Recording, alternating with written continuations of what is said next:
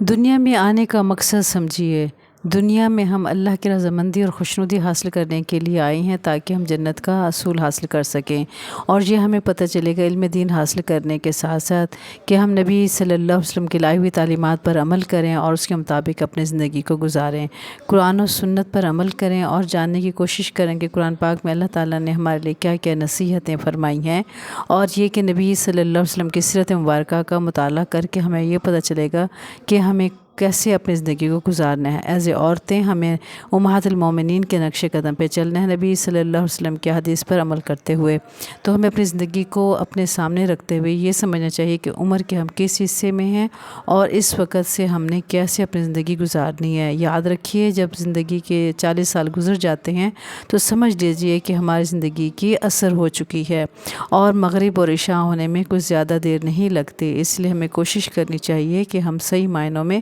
اپنے زندگی کا مقصد کو پانے کی کوشش کریں اور اللہ کی رضامندی حاصل کریں اور پکے سچے مسلمان بنیں۔ اللہ ہمیں علم کے ساتھ عمل کی توفیق عطا فرمائے، آمین یا رب العالمین۔